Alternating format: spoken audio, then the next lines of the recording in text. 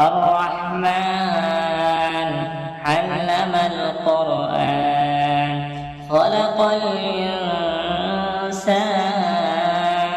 علمه البيان الشمس والقمر بحسبان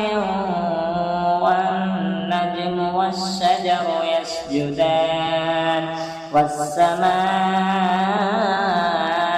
رفعها ووضع الميزان ألا تطغوا في الميزان وأقيموا الوزن بالقسط ولا تخسروا الميزان والأرض وضعها للأنام فيها فاكهة والنخل ذات الأكمام والحب ذو العصف والريحان فبأي آلاء ربكما تكذبان خلق الإنسان من صلصال كالفخار وخلق الجان من مارج من نار فبأي آلاء ربكما تكذبان رب المشرقين ورب المغربين فبأي آلاء ربكما تكذبان مرج البحرين يلتقيان بينهما برزخ لا يبغيان فبأي آلاء ربكما تكذبان يخرج منهما اللؤلؤ والمرجان فبأي آلاء ربكما تكذبان وله الجوار المنشآت في البحر كالأعلام فبأي آلاء ربكما تكذبان كل من عليها فان ويبقى وجه ربك ذو الجلال والإكرام فبأي آلاء ربكما تكذبان يسأله من في السماوات والأرض كل يوم هو في شأن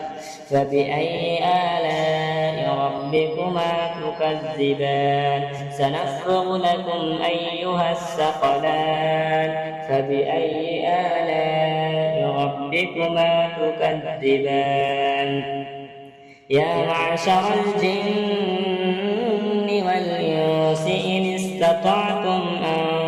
تنفذوا من أقطار السماوات والأرض فانفذوا لا تنفذون إلا بسلطان فبأي آلاء ربكما تكذبان يرسل عليكما شواظ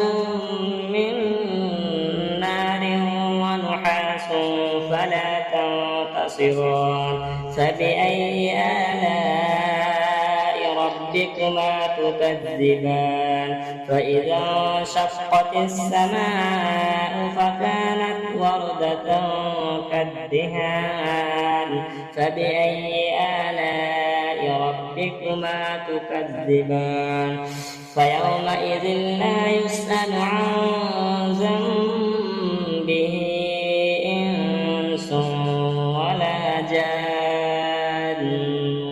فبأي آلاء ربكما تكذبان يعرف المجرمون بسيماهم فيؤخذ بالنواصي والأقدام فبأي آلاء ربكما تكذبان هذه جهنم التي يكذب بها المجرمون يطوفون بينها وبين حميم آن فبأي آلاء ربكما تكذبان ولمن خاف مقام ربه جنتان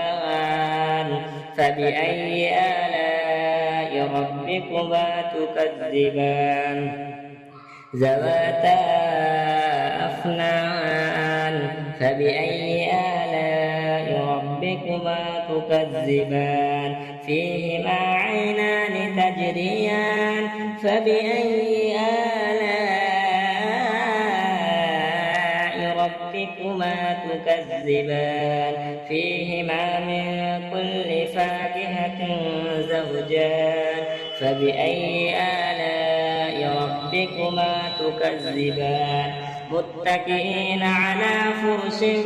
بطائنها من استبرق وجنى الجنتين دان فبأي آلاء ربكما تكذبان فيهن قاصرات الطرف لم يطمثهن إنس قبلهم ولا جان فبأي آلاء ربكما تكذبان كأنهن الياقوت والمرجان فبأي آلاء ربكما تكذبان هل جزاء الإحسان إلا الإحسان فبأي آلاء ربكما تكذبان ومن دونهما جنتان فبأي آلاء ربكما تكذبان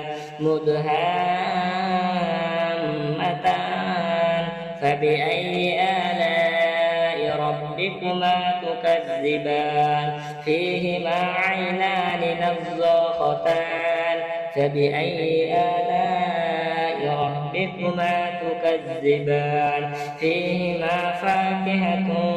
ونخل ورمان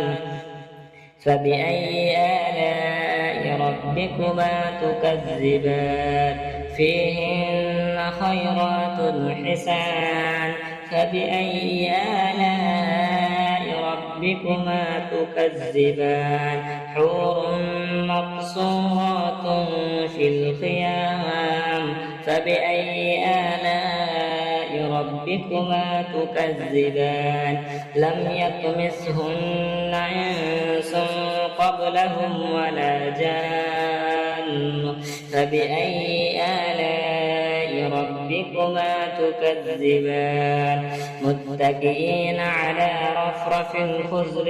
وعبقري حسان فبأي آلاء ربكما تكذبان تبارك اسم ربك ذي الجلال والإكرام.